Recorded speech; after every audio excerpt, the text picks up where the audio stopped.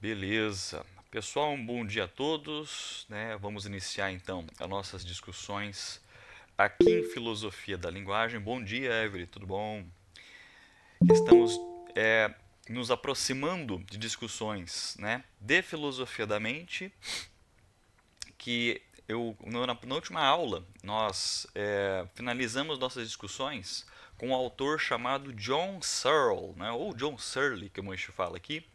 E ele aproxima as discussões de filosofia da linguagem com filosofia da mente. E tem um termo que eu vou recuperar hoje, que é um termo bastante importante, tanto para a filosofia da linguagem quanto para a filosofia da mente. Buenos dias! E é uma coisa que também está presente na área filosófica, que é a fenomenologia. O termo que nós, né, enfatizamos na aula anterior é intencionalidade. Vou até colocar aqui no chat, né? Intencionalidade. Intencionalidade. Intencionalidade, pessoal, é todo o ato da consciência que se direciona a objetos, certo? É Fenomenologicamente falando, né, é possível que daqui a um tempo a gente vá abordar a fenomenologia, porque é um tema bastante interessante na disciplina de História da Filosofia Contemporânea, porque ali, esse termo intencionalidade, ele é um fator crucial quando nós estudamos um autor chamado Edmund Husserl. Edmund Husserl, que é o pai da fenomenologia. E a fenomenologia, ela estabelece um diálogo interdisciplinar, né, entre a filosofia e entre a psicologia, né? Mas aqui o John Searle está trazendo para a gente intencionalidade para ele justificar, ou melhor, para ele estabelecer uma força no argumento dele, de que sem intencionalidade não existe, ou melhor, não funcionaria a linguagem no contexto cotidiano. Vou repetir. Sem o conceito de intencionalidade, não funcionaria a linguagem no contexto cotidiano. John Searle, assim como John Austin, eles são, né, filósofos que estão carregando a tocha, né, do Wittgenstein, que defende que significado na linguagem está no uso. Está no uso. Só um minutinho, deixa eu ver se as aulas estão no moral, faz parte da pedagogia. Aqui, Evelyn, aqui é curso de filosofia. As aulas de sábado de manhã são do curso de filosofia, tá? É, Na verdade, a pedagogia, se eu não me engano, não vou lembrar quem está responsável, mas aqui nas aulas de sábado está no mural lá do curso de filosofia, tá? Mas seja bem-vinda a participar das discussões. Então, pessoal, nas nossas discussões nós estamos discutindo os herdeiros do autor Wittgenstein, né? Nós vimos Austin, né, o John Austin, e nós vimos a filosofia da linguagem, nós vimos John Searle, certo?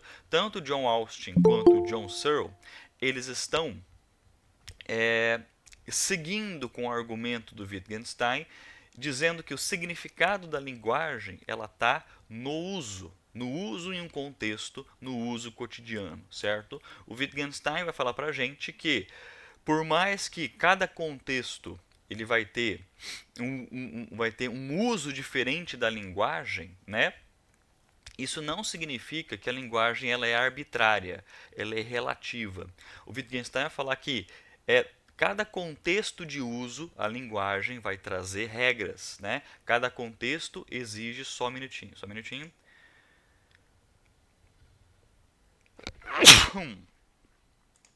Desculpe, espirrei. Cada contexto vai exigir jogos de linguagem distintos, certo? Então, estamos aprendendo, estamos, né, vendo os argumentos, aprendendo os argumentos de filósofos da filosofia da linguagem comum. Wittgenstein é o principal deles, e John Austin e John Searle são, né, herdeiros da filosofia do Wittgenstein, que é a filosofia da linguagem comum. Pelo menos a segunda fase do Wittgenstein. Só deixa eu recuperar com vocês a noção de intencionalidade. Deixa eu compartilhar a tela aqui para a gente recuperar então a noção de intencionalidade, que é um conceito muito importante, e hoje nós iremos trabalhar um elo entre filosofia da mente e filosofia da linguagem muito interessante, que faz parte do argumento do John Searle. Só um minutinho. Então, pessoal, a noção de intencionalidade aqui para o John Searle é a capacidade da mente de representar estados de coisas no mundo. Ela é intrínseca aos estados mentais, diferentemente dos enunciados linguísticos, que têm uma capacidade de representação derivada da intencionalidade mental. Certo? Mas aqui o John Searle defende que a intencionalidade é um fator crucial para existir linguagem, ou melhor, para existir o significado no uso da linguagem corriqueira. Se a linguagem ela é derivada da intencionalidade, ela é um fator crucial, certo? Mas, professor, não parece óbvio dizer isso, né? Que todo falante ele precisa ter um funcionamento mental para que a linguagem também funcione? Parece bastante simples, parece bastante óbvio, mas ele está dizendo uma outra coisa ao mesmo tempo, quando ele defende a ideia de que a linguagem precisa, trazer a intencionalidade. Ele está dizendo que, por exemplo, máquinas, inteligência artificial, não possuem linguagem plenamente, genuinamente. Por quê? Porque não ocorre intencionalidade nessas situações. E isso é um ponto forte do argumento do John Searle, certo? Que vai aproximar o argumento dele na filosofia da linguagem com a filosofia da mente. Para o John Searle, pessoal, não faz sentido falar em linguagem se não existe intencionalidade. Se não existe um sujeito, um falante, que tem uma consciência e essa consciência percebe os objetos e os fenômenos do mundo. Só existe linguagem se houver, por exemplo, a relação de falantes que sejam conscientes. E que não é o caso de, por exemplo, computadores, inteligência artificial ou máquinas de uma forma geral, certo? Mas aí vocês podem até dizer, mas professor, estamos diante de um cenário tecnológico tão sofisticado, tão avançado, que parece que as máquinas, a inteligência artificial, o chat GPT, o Gemini, parecem plenos de utilizar linguagem. Parece que eles utilizam linguagem de forma completa, porque todas as vezes que eu pergunto algo ao chat GPT, ele responde de uma maneira clara, de uma maneira precisa. Às vezes não é tão correta, mas ele entende o que eu quero dizer e me oferece uma resposta. Professor, isso já não é uma linguagem utilizada de maneira plena? O John Searle vai defender a ideia de que não.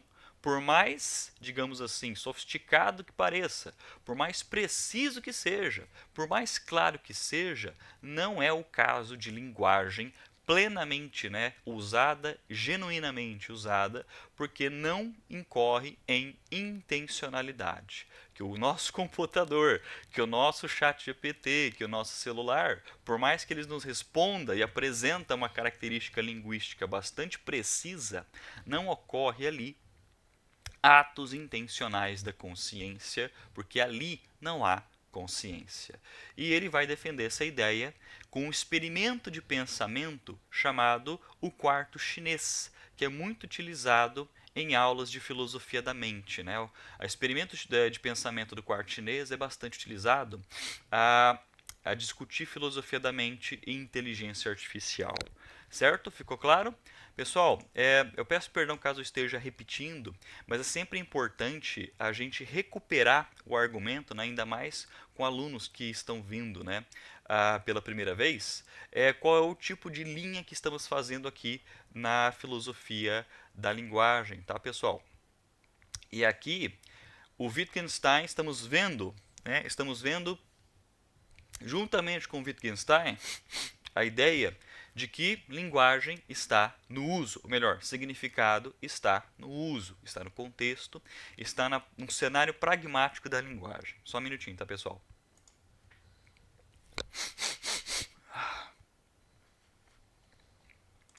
Hoje eu acordei com uma alergia muito forte. O Wittgenstein defende a ideia de que significado está no uso corriqueiro da linguagem.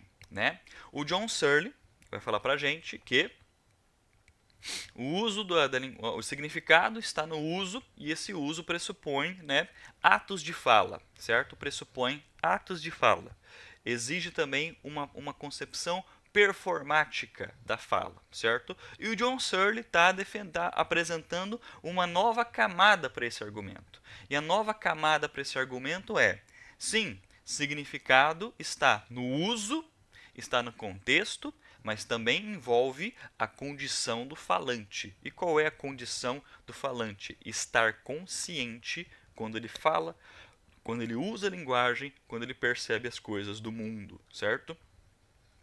Intencionalidade, como havia comentado com vocês, é todo o ato da consciência que se direciona ao mundo. Vou até colocar isso no chat para ficar ainda mais claro, tá, pessoal? Intencionalidade, todo ato da consciência,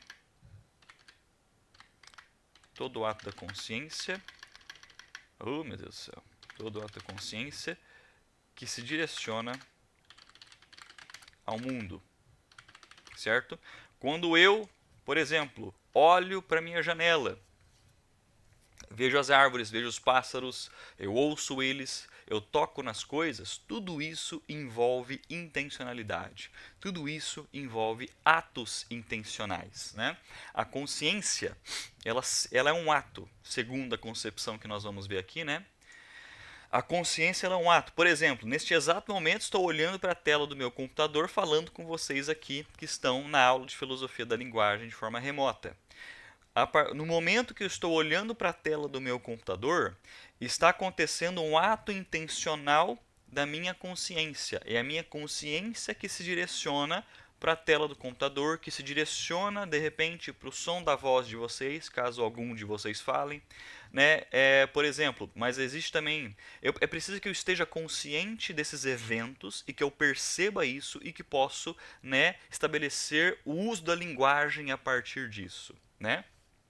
Pessoal, uma coisa importante, que é o termo, ele pode ser muito parecido com o termo de ter intenção, né? Ter intenção de desejar ou ter o propósito de. Não, pessoal, intencionalidade aqui não tem a mesma significado de intenção no sentido de ter a intenção de fazer alguma coisa, certo? Intencionalidade aqui é um termo mais técnico-filosófico, certo? Intencionalidade é todo ato da consciência que se direciona ao mundo. E para sua consciência se direcionar ao mundo, não necessariamente você precisa ter a intenção. Certo? Por exemplo, eu não tenho, se por exemplo, eu ficar cantando um passarinho aqui na minha janela, enquanto eu estiver falando aqui com vocês, eu vou ouvir ele, certo? E eu não tenho intenção nenhuma ter o propósito de ouvir ele, certo? Mas envolve um ato intencional da minha consciência quando eu escuto o som do passarinho cantando na minha janela. Então, ter ato intencional, ela sempre vai ocorrer sem você ter a intenção. Só para a gente separar aqui, pessoal, só para a gente distinguir o uso do termo do cotidiano, no senso comum de intenção, que não é o mesmo aqui, não é o mesmo de intencionalidade, né? Nós temos atos intencionais o tempo todo e isso independe de ter a intenção para isso acontecer, certo? Porque estarmos percebendo as coisas do mundo, quando nós imaginamos, quando nós lembramos, quando nós sentimos, quando nós temos afeto, tudo isso envolve ato intencional da consciência. É a atividade mais genuína da consciência. Ou seja, para você utilizar linguagem, segundo o nosso autor, o John Searle, para você utilizar genuinamente a linguagem, é preciso que envolva um falante que esteja consciente dos fenômenos do mundo. Eu estou repetindo, pessoal, porque esse conceito é um conceito muito interdisciplinar aqui na área da filosofia. Ele dialoga com a filosofia da linguagem, com a filosofia da mente, com a fenomenologia, inclusive com a psicologia, porque nós temos uma abordagem na psicologia que se chama abordagem fenomenológica, certo? E em todas essas áreas, né, o termo intencionalidade ele aparece. Então ele é um nó que amarra diversas discussões, certo? Só deixa eu voltar aqui para a telinha do John Searle para vocês acompanharem então. Exemplo, quando alguém acredita que está chovendo, essa crença por si só já representa uma realidade, independentemente de ser expressa em linguagem. Então, por exemplo, quando você olha pela janela e percebe que está chovendo, né, é um ato intencional da sua consciência que se direciona ao fenômeno da chuva, ao evento, à situação de estar chovendo, né?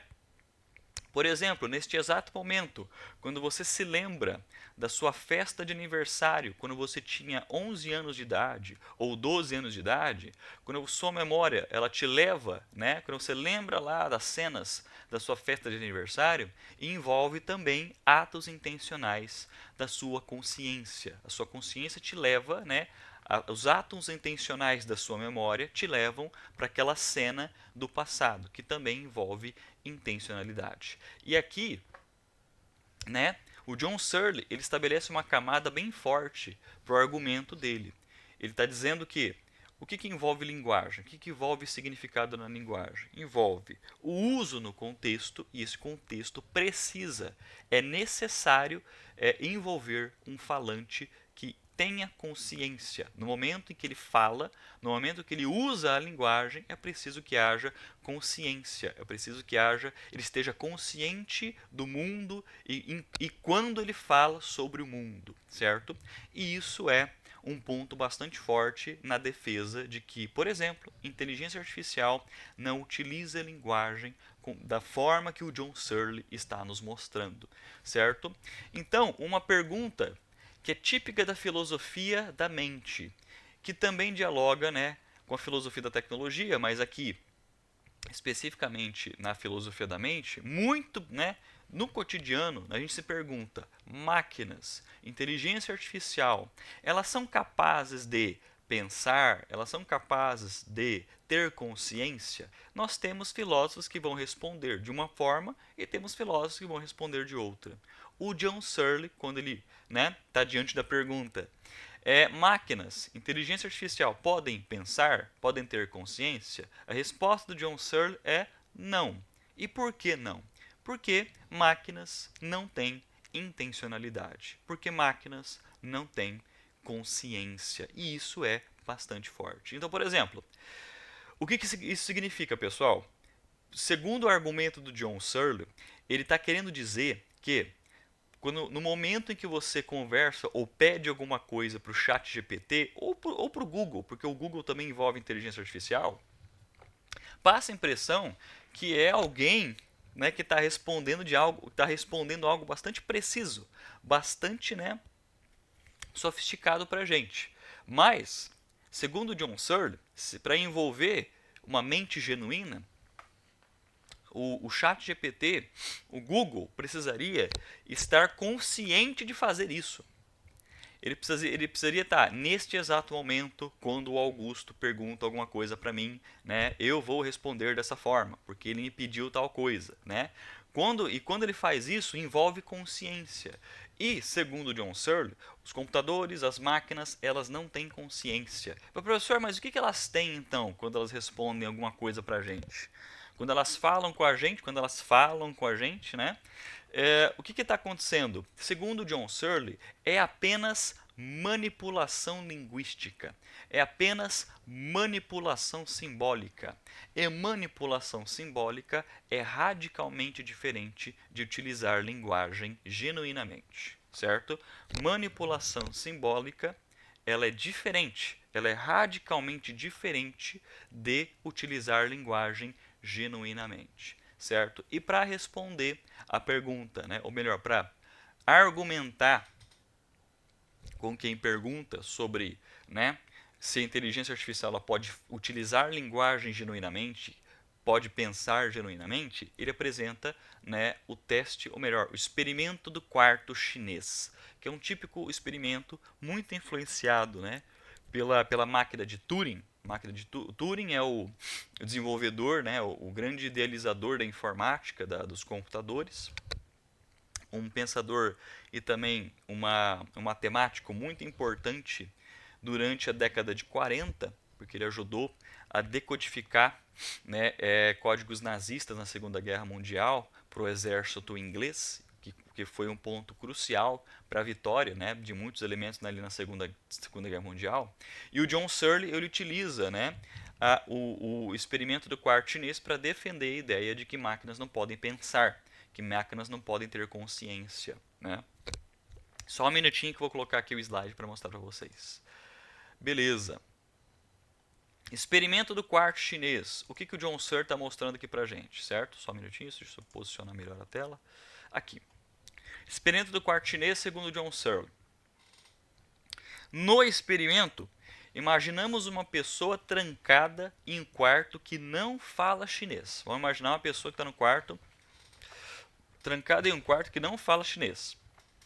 Mas ela recebe perguntas em chinês e usa um conjunto de regras, no caso aqui em inglês, ou em português, aqui quando a gente está falando sobre ele, para manipular símbolos e responder corretamente, de forma indistinguível de um falante nativo.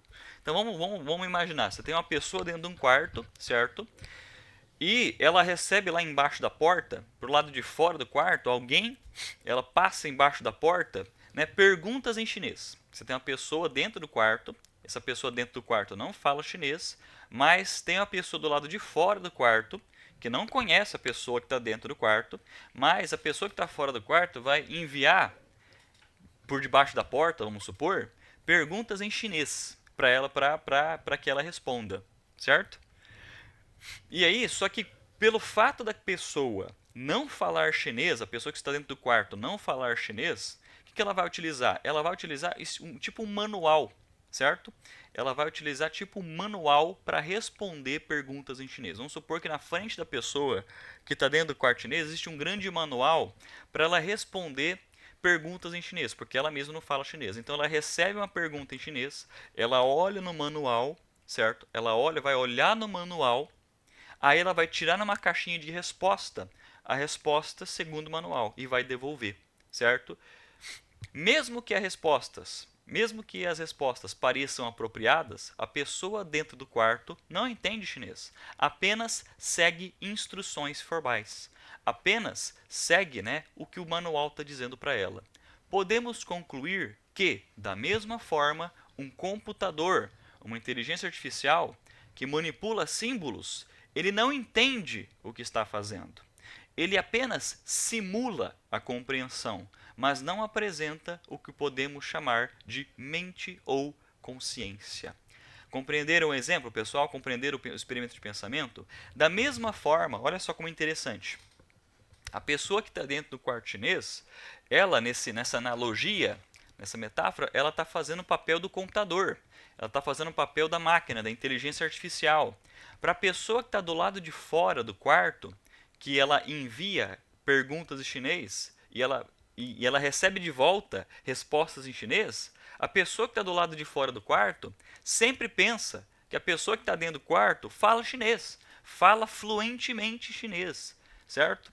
E é a mesma forma e a mesma situação é com a gente. Quando nós utilizamos o ChatGPT, quando nós utilizamos o computador, dá a impressão que ele entende o que a gente está falando de forma forte, que ele compreende, que ele tem uma mente que utiliza a linguagem adequadamente. Só que o que ele está fazendo é o que a pessoa dentro do quarto chinês está fazendo. Ela só está seguindo instruções. E seguir instruções é radicalmente diferente de compreender, certo? Ou ter mente ou ter consciência.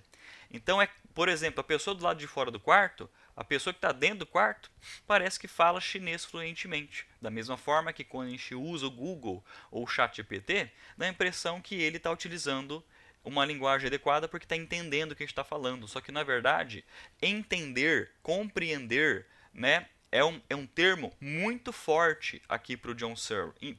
Ela deve envolver mais do que simplesmente um uso preciso da linguagem de forma simbólica, certo? Então, o John Searle, ele fala para a gente que, a partir do experimento do quarto chinês, que para envolver linguagem genuinamente é preciso que envolva um falante consciente.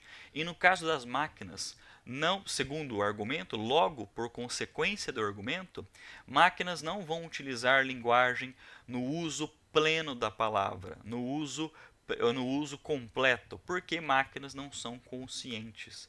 Elas apenas são programadas, seguem instruções. Elas são como uma pessoa dentro do quarto, né, que olha o manual para poder responder perguntas em chinês, certo? Ela é apenas, né, uma pessoa que não fala chinês, mas está lá seguindo o manual, seguindo as instruções para poder responder perguntas em chinês. E a gente acredita muitas vezes que as máquinas pensam, né, falam de forma precisa, mas o que está acontecendo ali é, segundo o John Searle, claro, né, o que está acontecendo ali é apenas manipulação simbólica. E manipulação simbólica é radicalmente diferente, né, de falar, de utilizar linguagem, certo? E esse é um ponto muito importante aqui, né, para a filosofia da linguagem, que defende o uso corriqueiro da linguagem, o uso corriqueiro, o uso contextual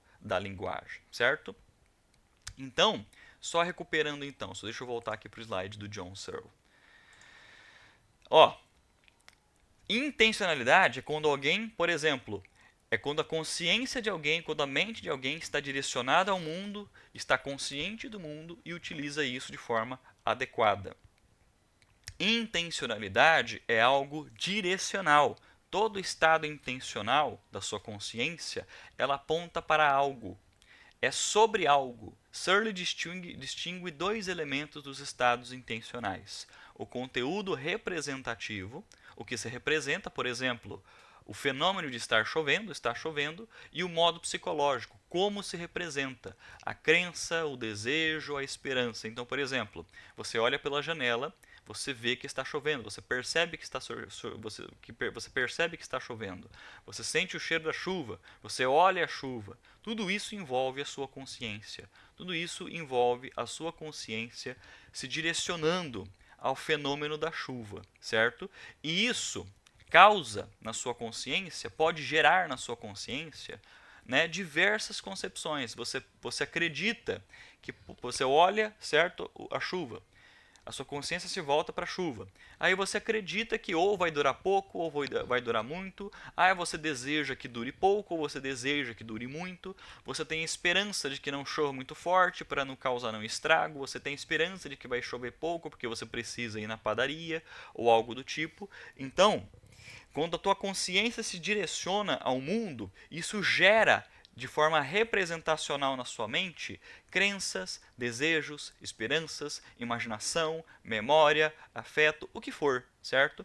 Então, intencionalidade é quando você se direciona ao mundo e isso gera representações na sua mente, certo? E isso a gente pode analisar, tem ecos, são propostas muito próximas, né, de filósofos como Descartes, como Hume, né, como os racionalistas, como os empiristas, de que a mente se direciona ao mundo e a partir desse direcionamento do mundo gera-se representações da imaginação, da memória, geram crenças, geram desejos, geram propósitos e assim por diante, né? E isso está sendo usado aqui pelo John Searle como um ponto fundamental, para você defender o uso da linguagem, certo? O uso da linguagem no cotidiano. Existem, deixa eu pegar um exemplo muito curioso. Tem GPS de carro, né? Tem GPS de carro que você consegue programá-los a eles terem um determinado sotaque. Eu acho isso muito engraçado, né? Você coloca lá você tem uma configuração do GPS do carro que às vezes ou ele vai simular a voz de um personagem de filme ou algo do tipo, ou um robô, sei lá, mas é muito, por exemplo, existe um exemplo de você programar o GPS do seu carro, né? Vire à esquerda, a 200 metros, faça a rotatória. Você consegue utilizar o GPS do carro para simular o sotaque de determinada região, por exemplo, do Brasil. Você tem um sotaque que é de Minas Gerais. E aí utiliza os termos trem, uai, né?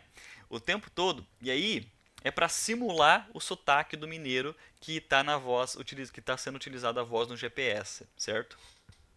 E aí, no nosso cotidiano, na nossa vida corriqueira, a gente acha legal, a gente acha engraçado pelo fato de ter um sotaque, ou você está ouvindo, sei lá, né, você está você tá vendo Bob Esponja te instruir, né, os direcionamentos do GPS, mas você consegue configurar seu GPS a ter voz de uma forma lúdica, ou de um personagem de filme, de série, ou de um sotaque do Brasil, algo do tipo.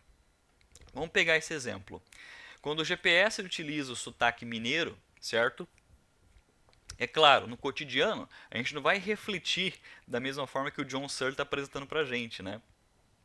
Ah, que ali está acontecendo, né? Que o GPS ele tem consciência de que o sotaque que ele tá utilizando é de Minas Gerais, ou que ele está consciente de que o direcionamento que ele está instruindo você de como dirigir pela cidade, ele não está consciente, né, dos direcionamentos das ruas que ele está te mostrando.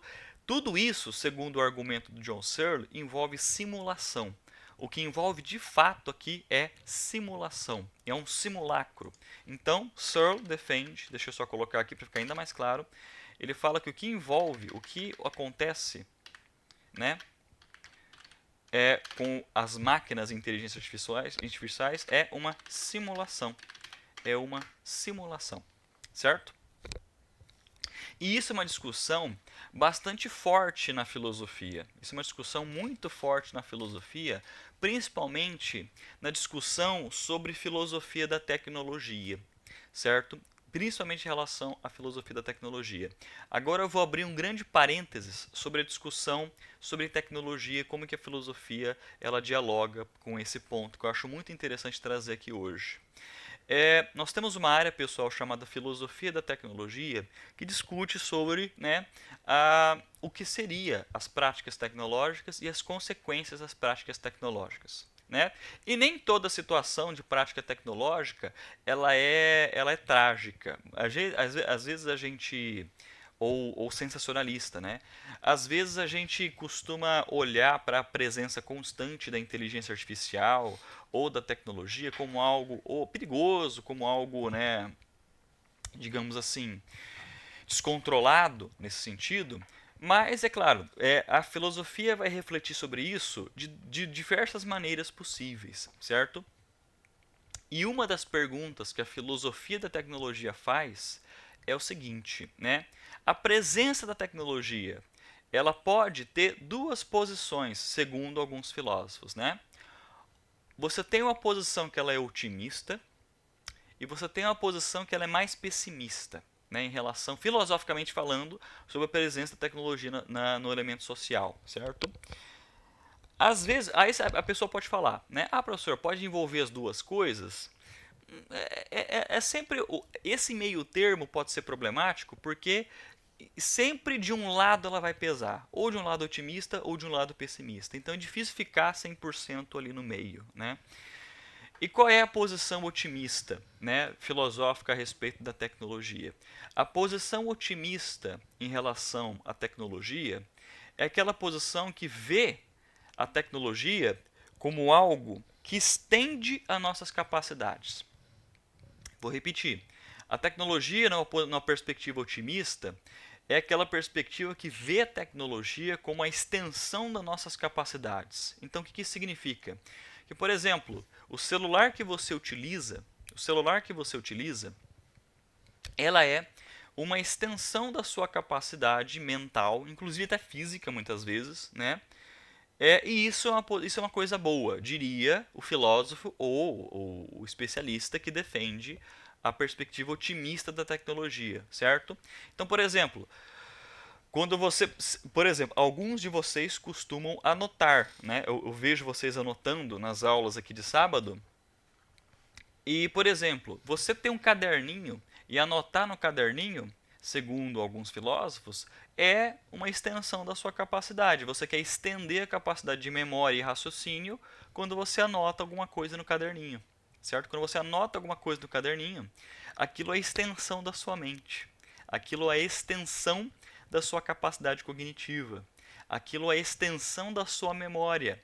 Muitas vezes, quando você desenha alguma coisa, aquilo é a extensão da sua imaginação. Inclusive o caderninho, por mais digamos assim, trivial e arcaico que possa ser, é um elemento tecnológico, é um elemento que envolve técnica, certo? E essa discussão ela é muito interessante, ela é muito interessante, porque faz sentido se a gente olhar, né, que as coisas que nós utilizamos, calculadoras, caderninhos, o nosso celular, são extensões das nossas capacidades, certo? Quando você fala com alguém pelo WhatsApp, aquilo é extensão da sua voz, aquilo é extensão da sua comunicação. Quando você anota alguma coisa no bloco de notas do seu celular, aquilo é a extensão da sua memória e assim por diante, a extensão dos seus afetos. Então essa é uma perspectiva otimista da tecnologia, segundo essa posição, né, de alguns filósofos aqui na filosofia da tecnologia e da filosofia da mente, certo? Agora vamos pegar um exemplo de como que essa posição ela faz sentido em outros cenários, né? Vamos pegar um exemplo aqui. Uma pessoa, vamos supor que ela tenha uma condição tal, ela tem uma condição de ter dificuldades de memória.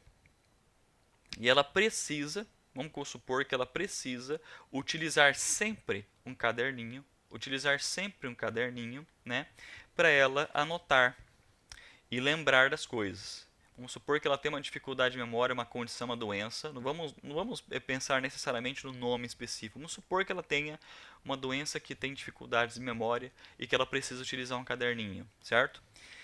Aquilo, na nossa discussão, seria, né, a continuação ou a extensão da capacidade de memória dela. E vamos supor que chega uma pessoa e roube o caderninho dela. Roube o caderninho dela, certo? Dentro dessa discussão, alguém roubar o caderninho dela é a mesma coisa de você mutilar a pessoa. Porque o caderninho é a extensão da capacidade dela. O caderninho é a extensão da potencialidade dela. E se alguém rouba ou se ela perde, parece que ela perdeu um braço, parece que ela perdeu uma capacidade, parece que ela perdeu algo importante do corpo dela. Então, nesse exemplo, né, para tentar se os filósofos, se existem filósofos que querem defender uma perspectiva mais otimista em relação à tecnologia, esse exemplo mostra, né, o quão forte pode ser o argumento e como que ele faz sentido, né?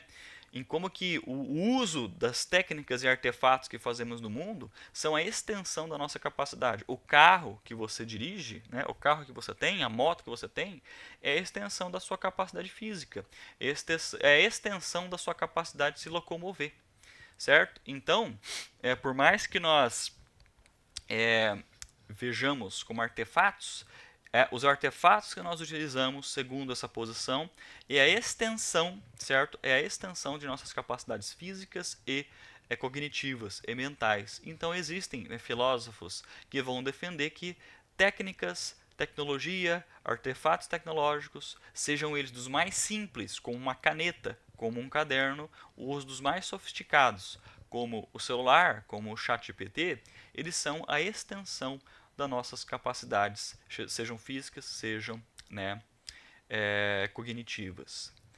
E aí envolve o outro lado também, porque nós temos uma perspectiva tecnológica, uma perspectiva filosófica em relação à tecnologia, que ela se mostra mais pessimista.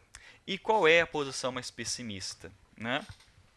Quando, né, a tecnologia, quando os artefatos tecnológicos, quando a tecnologia no mundo social, ela se mostra de tal forma que ela coisifica o ser humano. E isso é uma perspectiva bastante pessimista. Vou repetir. A perspectiva pessimista da filosofia em relação à tecnologia é quando a tecnologia, no âmbito social, no âmbito humano, ela coisifica o ser humano. Ela faz do ser humano uma coisa, um objeto também, certo? Então, só para mostrar para vocês, pessoal, que dentro da discussão e do debate filosófico, nós temos essas duas posições, né? E grande parte da filosofia da tecnologia, que eu acho que é uma abordagem que seria muito interessante a gente trabalhar aqui, né? Principalmente discussões de filosofia contemporânea, porque tudo que está discutindo aqui, pessoal, é filosofia contemporânea, tá? É do século XX em diante. É uma coisa. Então você tem um outro lado, você tem esse debate que é a tecnologia. Quais são os potenciais? Elas podem estender nossas capacidades ou podem também nos coisificar, né? E isso são perguntas típicas da filosofia da tecnologia, e nós temos filósofos que vão apresentar argumentos que defendem uma posição e que vão defender também a outra posição. Vou dar um exemplo, pessoal, de como que, segundo, né, pensadores ou pessoas que defendem, que têm esse olhar mais pessimista da presença excessiva, tá? Da presença excessiva da tecnologia na sociedade, é quando nós somos coisificados. É quando nós somos coisificados, certo? Quando, por exemplo, quando nós avaliamos as relações sociais como úteis ou simplesmente pragmáticas, estamos coisificando, segundo, né, essa posição, estamos coisificando as pessoas, né? Quando nós utilizamos, ou melhor, quando nós visualizamos o indivíduo apenas com aquilo que ele pode me proporcionar, em termos do que ele pode gerar, isso é, segundo essa perspectiva, uma coisificação. Por exemplo, vamos fazer um exercício crítico, tá? Não é um exercício para radicalizar nada, só para fazer a gente experimentar o argumento, testar o argumento mais pessimista da filosofia em relação à presença de tecnologias excessivamente na sociedade. Então vamos supor, você pega lá o seu Instagram, você pega lá seu Facebook e seu Instagram. Sei lá, você tem diversas pessoas que são seus amigos, né? Empresas, celebridades, bababá. Mas vamos pensar aqui os amigos que você segue no Facebook e no Instagram, certo? Vamos testar, vamos ver até onde, né? Vamos ver essa posição, o que ela pode pensar a respeito das redes sociais, que são elementos tecnológicos das tecnologias, né, no nosso mundo. Por exemplo, você vê lá o seu Facebook, seu Instagram, você tem pessoas que você segue, que são seus amigos de muito tempo, sei lá, seus amigos da escola, que você conhece há 20, 30, 15, 10 anos, que você tem ali no Instagram, no Facebook. Você tem amigos novos que você conheceu recentemente e você vai acumulando amigos lá no Instagram e no Facebook, certo? Chega um ponto que você começa a acumular um monte de gente no seu Instagram, no seu Facebook, e que o Facebook, o Instagram, ele às vezes, nessa situação, ele acaba virando tipo um álbum de figurinhas. Né? Você tem lá o amigo tal, o amigo X, o amigo Y, o amigo Z, de diferentes períodos da sua vida, diferentes períodos, de diferentes fases da sua vida, né?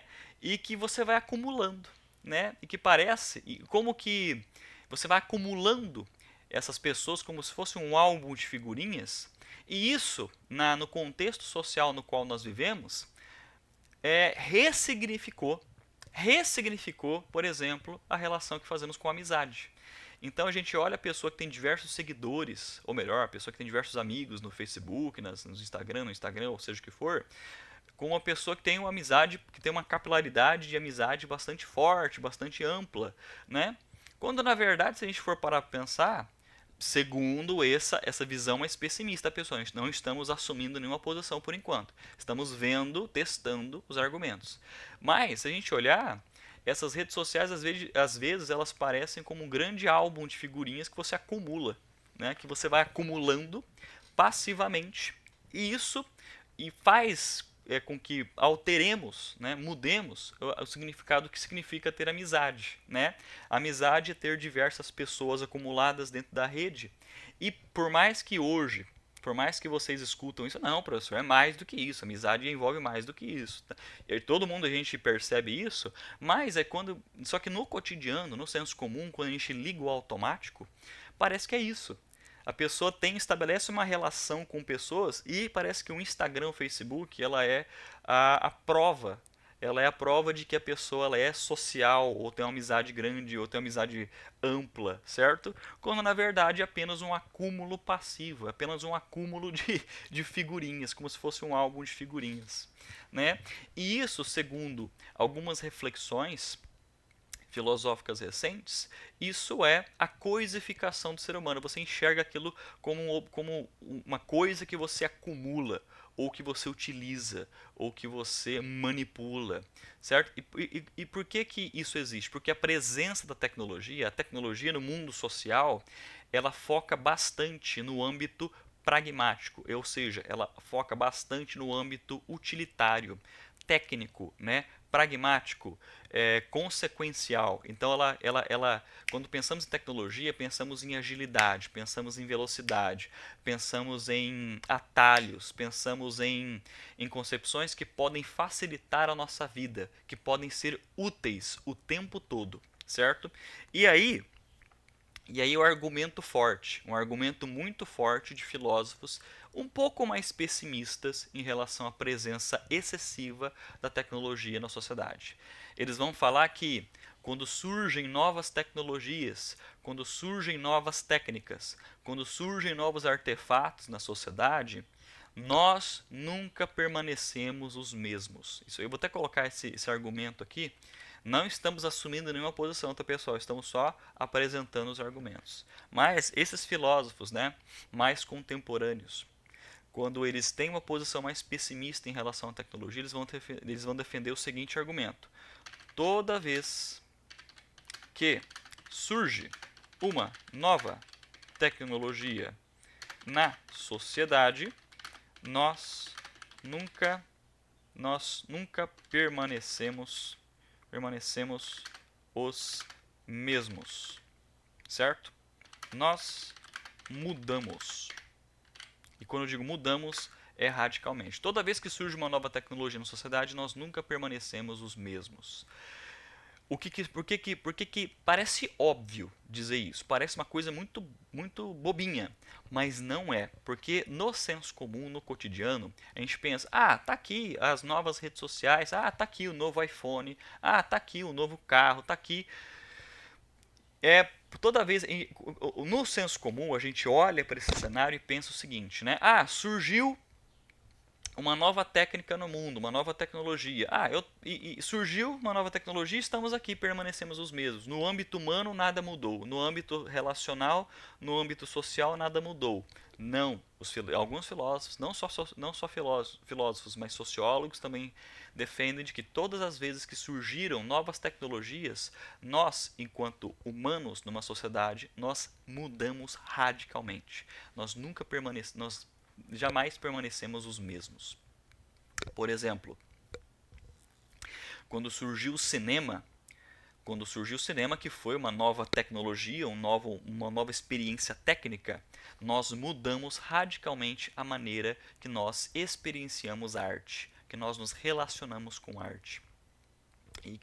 E quando surgiu o Netflix, quando surgiu essa nova tecnologia, nós mudamos radicalmente. O nosso comportamento mudou, a nossa maneira de avaliar o mundo mudou, a nossa maneira de nos relacionar com o outro mudou, e isso faz com que, toda vez que surge uma nova tecnologia que influencia a sociedade, isso influencia a maneira que a gente pensa, a maneira que a gente se comporta, a maneira que a gente avalia o mundo, certo? E isso é um argumento forte, porque muitas vezes a gente pensa que, né, a gente nunca muda. Os artefatos vão se acumulando no mundo, mas nós não mudamos. Nós mudamos radicalmente por causa da tecnologia.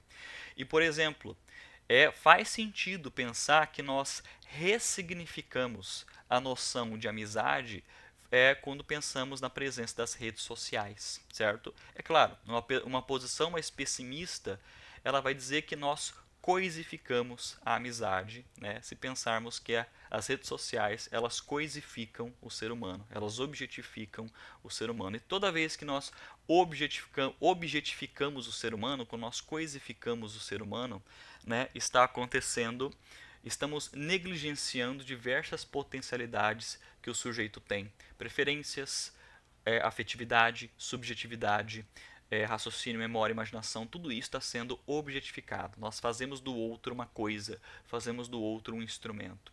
E a gente acaba fazendo isso devido à presença excessiva da tecnicidade no nosso mundo social. Mas quem está dizendo isso são filósofos um pouco mais pessimistas em relação à tecnologia.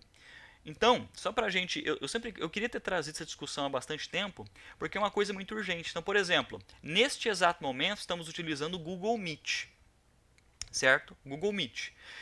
Vocês estão ouvindo o que eu estou falando. A tecnologia ela está permitindo que isso que eu estou falando para vocês, ela chegue em regiões muito distantes do Brasil e muitas vezes em regiões muito distantes do mundo. E professor, isso não é uma coisa boa? Isso não é não é um progresso? Não é uma coisa interessante, certo? Sim, ela é uma coisa muito importante, certo? Então, numa posição mais otimista em relação à tecnologia, isso aqui é a extensão da sala de aula. Isso aqui é a extensão da sala de aula. Isso aqui é uma sala de aula que está chegando a diversas partes do Brasil, diversas partes do mundo, ao mesmo tempo. Então, isso aqui que estamos utilizando pode denotar uma perspectiva, né, otimista da tecnologia se pensarmos, se refletirmos filosoficamente. Agora, é claro, o que está sendo deixado de lado se ficarmos em um mundo apenas com esse caminho, apenas com essa possibilidade, apenas com esse elemento, né? E aí muitos pensadores, muitos filósofos e nós, inclusive do senso comum, sentimos que existem coisas que são como posso dizer, que fazem com que o humano mostre a sua potencialidade de uma forma mais completa e que parece que se ficarmos somente nesse caminho otimizante, técnico, prático, né, veloz, a gente vai perder alguma coisa. A gente vai perder um elemento, um elemento humanista mais forte nesse sentido. Né? Então, por exemplo, no âmbito da sala de aula, a gente sente que se nós estivéssemos em sala de aula presencialmente, nós estaríamos, né, plenamente utilizando o nosso corpo, a nossa afetividade, a nossa linguagem, e que isso é humanamente praticado. E que às vezes, se por um lado possibilita proximidade, por outro, vão dizer filósofos, né, isso acaba perdendo uma condição humana que é sacrificada para ser mais prático, para ser mais útil nesse sentido, certo? E isso é uma reflexão muito interessante que inclusive se faz na filosofia. Então, é claro que isso não é uma coisa que eu vou trazer agora, só estou antecipando isso, como que isso se relaciona com inteligência artificial, com linguagem e assim por diante. Né? Mas é uma discussão muito interessante que a gente faz aqui, para a gente refletir filosoficamente sobre tecnologia. E só para dizer que, pessoal, existe uma área, tá? Aqui na UniCV, no curso de filosofia presencial, eu dou a disciplina de filosofia da tecnologia, que traz reflexões tecnológicas juntamente com a filosofia. E eu acho isso muito bacana. Não é toda faculdade que tem uma disciplina de filosofia da tecnologia na grade curricular. Né? Porque aqui pelo menos o pessoal está reconhecendo a urgência desse tipo de discussão. Quais são os filósofos, quais são os movimentos, quais são os argumentos que discutem a tecnologia filosoficamente, certo? Isso é muito interessante. Trazer esses dois lados, né? Trazer esses dois lados, não só esses únicos dois lados, mas esses lados da discussão filosófica sobre a tecnologia e como que isso está se relacionando com linguagem, como que isso está se relacionando com mente, assim por diante. É uma coisa bem provocativa, né? Bem interessante nesse sentido. Pessoal, tudo bem? Alguma dúvida? Vocês estão quietinhos hoje? Tranquilo? Foi muito rápido, foi muito abstrato. Então hoje, pessoal, nós visualizamos argumentos do John Searle. Ele defende a ideia de que linguagem precisa envolver um cenário social, e o cenário social ela envolve um falante que tem consciência do mundo, que tem consciência das coisas do mundo, e isso é radicalmente diferente de máquinas, de computadores, de inteligência artificial, porque segundo John Searle, certo, máquinas de inteligência artificial não utilizam linguagem de forma genuína, de forma plena, porque para envolver linguagem genuína de forma plena é preciso envolver uma mente consciente. Perfeito? Nenhuma dúvida? Tranquilo? De boa, de boa? Tranquilo? Nenhuma pergunta, nenhum comentário? Deixa eu ver aqui. A Vivian está falando, ótima aula, na verdade meu curso é de letras, mas estou justamente estudando linguística. Acrescentou bastante com esse perfeito. Opa, pessoal, vocês dos outros cursos são bem-vindos aqui, tá? É porque nós não somos, nós estamos isolados academicamente, nós estamos isolados na universidade. Estamos aqui discutindo, estamos fazendo um diálogo interdisciplinar. E aqui na filosofia estabelecemos, né, contato com o pessoal de letras, pessoal da da psicologia, pessoal da pedagogia, né? Porque esse elo interdisciplinar, pessoal, ele é muito importante não só para a nossa formação acadêmica, mas também para o Ministério de Educação. Ela exige da gente esse diálogo, por mais que tenhamos a especificidade do curso de filosofia para os estudantes de filosofia, precisamos fazer esse diálogo também multidisciplinar, certo? E gostaria também, né, de prosseguir com essas discussões, né, com a filosofia da tecnologia, porque é uma coisa bastante urgente e isso envolve diversas áreas: psicologia, letras, pedagogia, política, né, em certo sentido, que torna nosso diálogo muito mais interessante, certo? Pessoal, se vocês não têm perguntas, algum comentário, né? A Evelyn gostou aqui, muito obrigado, Evelyn. Seja bem-vinda novamente, todos os outros são muito bem-vindos. Caso não tenham comentários, pessoal, caso não tenham perguntas, o nosso período aqui ela é muito curto, né? São 50 minutos apenas a nossa aula. Não se preocupem que elas estão sendo gravadas. Eu não sei o que está acontecendo, eu acho que alguma mudança de sistema, né? Eu estou enviando as gravações, mas eles não estão subindo ainda. Mas essas aulas estão sendo gravadas, então para aqueles que querem revisar o conteúdo da nossa aula, podem ficar à vontade que essas aulas vão ficar disponíveis no nosso site, na nossa página ali no YouTube, né, das Humanidades aqui na UniCV. E é isso, né? Se caso vocês não tenham comentários, perguntas, podemos encerrar por hoje, pessoal. Ah, pode falar, Antônia.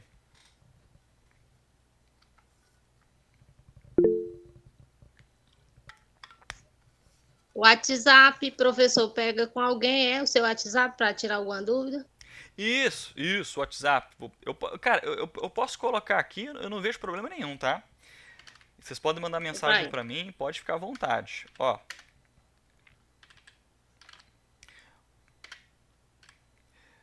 só não mandar mensagem às 3 da manhã no sábado. Tô brincando. Não, mas eu não tenho problema nenhum, tá, pessoal? Não tem problema nenhum. É claro, né? Eu estou disponibilizando para tirar dúvidas acadêmicas, para tirar dúvidas em relação ao conteúdo. E nesse caso eu estou disposto, né? Oh, meu Deus do céu. Lerdo aqui pra caramba. Ó, meu número, tá? 449-9918-0929. Eu costumo demorar um pouquinho, tá? Para responder vocês, mas eu respondo, perfeito? Que eu tenho outros, né, outros orientandos ali, mas caso vocês precisem de alguma coisa mais, né, pontual, eu estou ali para ajudar. Perfeito, pessoal? Tranquilo? Podemos encerrar por hoje? Podemos? Perfeito? Pessoal, pegue então o númerozinho, tá? Caso seja mais rápido para vocês. Um bom sábado para vocês, um bom domingo, né? Tudo de bom e que vocês continuem com os estudos filosóficos. Até mais, pessoal!